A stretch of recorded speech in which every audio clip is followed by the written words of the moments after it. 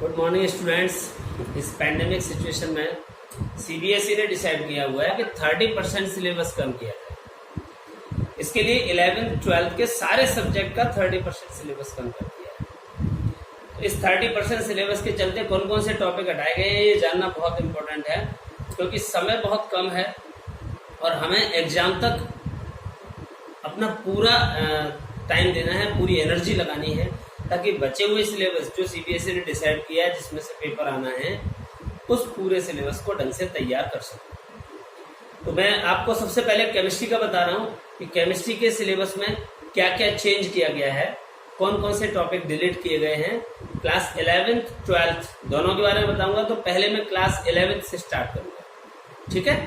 चलिए, 11th class chemistry का chapter first होता है some basic concept of chemistry. इसमें से nature of matter, nature of matter का मतलब है जो स्टेट्स ऑफ मैटर का क्लासिफिकेशन है वो पूरा का पूरा इसमें से हटा दिया है, हमको वह नहीं पढ़ना। लॉ ऑफ केमिकल कॉम्बिनेशन, जो लॉ ऑफ केमिकल कॉम्बिनेशन में हमारे पास 5 लॉज थे, जिसमें law of conservation of mass, constant composition, multiple proportion, reciprocal proportion and Gay Lussac law of combining volume, ये सारे इसमें से डिलीट कर दिए गए। डाल्टन्स एटॉमिक थ्योरी को हटा दिया गया। Concept of elements, atom and molecule, मतलब इनकी जो डेफिनेशन थी और इनकी वेराइटीज थी, जैसे एलिमेंट्स में मास, मेटल, नॉन मेटल, मेटलर्स, इन सबको हटा दिया। कंपाउंड, उसकी वेराइटीज, एटम, मॉलिक्यूल, इन सब की डेफिनेशन को हटा करके सीधे हम जो स्टार्ट करेंगे वो एटॉमिक नंबर, एटॉमिक मास और मोल कॉन्सेप्ट से स्टार्ट करेंगे। सेकेंड चैप्टर है स्ट्रक्चर ऑफ एटम। इसमें से discovery of electron, proton, neutron delete कर दिया। Atomic number, isotopes, isobar, isotones, iso electronics, isosteres सब हटा दिया। हमें सीधे स्टार्ट करना होगा बोर मॉडल ऑफ एटम से। इसमें थॉमसन मॉडल, रदरफोर्ड मॉडल, इसके लिमिटेशन सब कुछ डिलीट कर दिया है। तो चैप्टर की स्टार्टिंग होगी बोर मॉडल से, और बोर मॉडल के साथ साथ आपके wave theory and quantum theory भी पढ़नी होगी, और उसके आगे का पूरा चैप्टर कंटिन्यू करना। क्लासिफिकेशन ऑफ एलिमेंट जो चैप्टर थर्ड है, इसमें से जो पूरी हिस्ट्री थी, डोमिनियर triads, Newlands law of Octave और लोथरमेयर कर्व, ये सब कुछ हटा दिया है। सीधे सीधे स्टार्टिंग करनी है सिग्निफिकेंस ऑफ क्लासिफिकेशन और मॉडर्न पीरियोडिक टेबल। ये सिग्निफिकेंस ऑफ क्लासिफिकेशन ये हटा दिया है, और जो पूरी हिस्ट्री थी वो हटा दिया है। मेंडलीव पीरियोडिक टेबल से स्टार्ट करना है। मेंडलीव पीरियोडिक टेबल पढ़नी है, उसके बाद मॉडर्न पीरियोडिक टेबल और सारी प्रॉपर्टीज पढ़नी है। उससे पहले का, मेंडलीव से पहले का पूरा सिलेबस कट कर दिया गया है। केमिकल बॉन्डिंग में से कुछ भी नहीं हटाया है, क्योंकि एक मोस्ट इंपोर्टेंट चैप्टर होता है, एक बेसिक कॉन्सेप्ट है इसमें, इसीलिए ये हमें पूरा पढ़ना होगा। चैप्टर 5 स्टेट्स ऑफ मैटर है। इसमें से लिक्विफैक्शन ऑफ गैसेज हटा दिया है। Critical temperature, kinetic energy and molecular speeds, liquid state, vapour pressure, viscosity, surface tension. It means ये है कि पूरा का पूरा जो लिक्विड स्टेट है वो इसमें से हटा दिया है, ठीक है। केवल गैस स्टेट हमें पढ़ना होगा। Chapter 6 chemical thermodynamics. थर्मोडायनेमिक्स में से heat capacity, specific heat capacity and criteria for equilibrium, यानी कि थर्मोडायनेमिक्स में एनर्जी और इक्विलिब्रियम से रिलेटेड जो कॉन्सेप्ट्स होते हैं वो हमें नहीं पढ़ने। और साथ ही साथ क्या क्या नहीं पढ़ना है इसमें से, heat capacity, specific heat capacity, ये सब नहीं पढ़ना।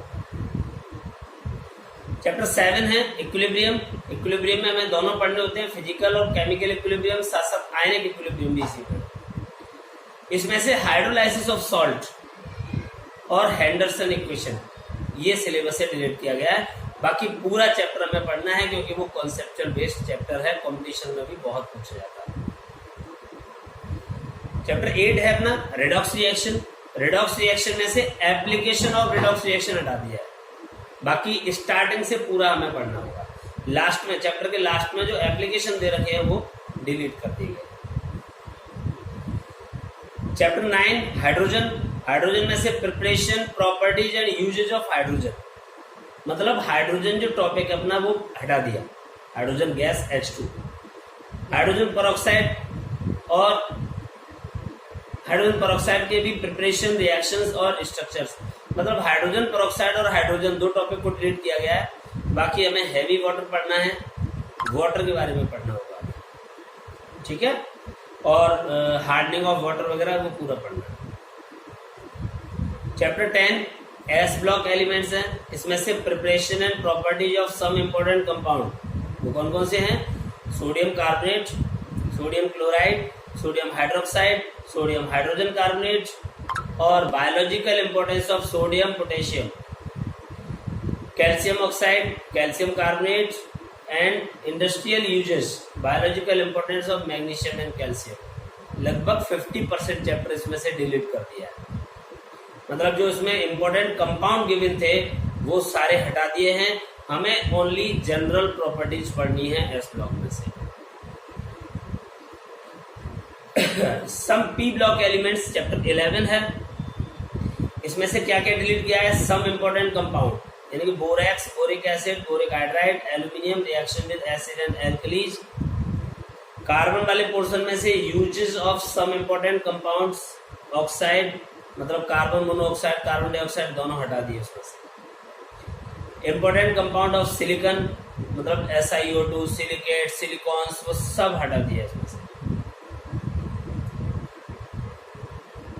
Silicon tetrachloride, silicon, silicates, zeolites सब कुछ डिलीट कर दिया गया है। मतलब एस एंड पी ब्लॉक में हम ये कह सकते हैं कि ओनली जनरल प्रॉपर्टीज पढ़नी है, किसी भी कंपाउंड की स्टडी नहीं करनी है। याद रखना ये सिर्फ इस पैंडेमिक सिचुएशन के लिए है, केवल सेशन 2020-21 के लिए है, क्योंकि कोरोना महामारी के चलते बच्चों को टाइम कम मिल पाया है, इसीलिए सिलेबस कम कर दिया है। चैप्टर 12 है अपना ऑर्गेनिक केमिस्ट्री में, जिसमें some basic concept and principles and techniques होते हैं। इसमें से क्या क्या डिलीट किया गया है? मेथड ऑफ प्योरिफिकेशन, प्योरिफिकेशन के बहुत सारे मेथड से, distillation, fractional distillation, steam distillation and low pressure distillation, ये सारे हट गए। इसके अलावा जितने भी मेथड थे, क्रिस्टलाइजेशन है, फिल्ट्रेशन है, fractional filtration by using separating funnel है, जितने भी आपके सेपरेशन मेथड से वो सब हटा दिए। क्वालिटेटिव एंड क्वांटिटेटिव एनालिसिस हटा दिया, मतलब हमको किसी भी एलिमेंट का एस्टिमेशन अब नहीं पढ़ना है, ना तो क्वालिटेटिव ना क्वांटिटेटिव।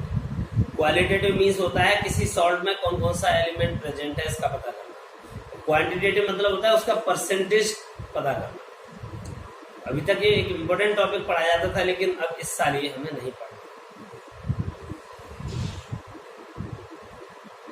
चैप्टर 13 है हाइड्रोकार्बन, इसमें से free radical mechanism of hydrogenation हटा दिया है, कंबशन एंड पायरोलाइसिस, 2-3 रिएक्शंस इसके हटाए, इसमें बहुत ज्यादा फेरबदल नहीं है।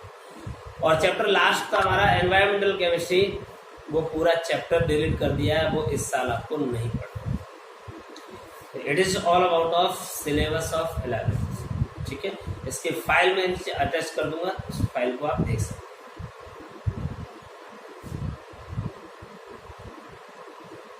अच्छा, प्रैक्टिकल में से भी कुछ सिलेबस हटाया है 11 से। Following portion to be deleted, experiment based on pH, pH भी बेस्ड एक्सपेरिमेंट हटा दिए। Any one of the following experiment, determination of pH of some solution obtained from fruit juice, solution of known and varied concentration of acid, base and salt using pH paper and universal indicator. Comparing the pH of solution of strong acid and weak acid of same solution. Study of pH change in titration of a strong base using universal indicator. Study the pH change by common ion in case of weak acid and weak base. Chemical equilibrium का भी एक portion है। Study the shift in equilibrium between ferric ion and thiocyanate ions by increasing or decreasing the concentration of either of the ions. Study of the shift in equilibrium between hexa-aqua cobalt second ions and chloride ions by changing the concentration of either the ions.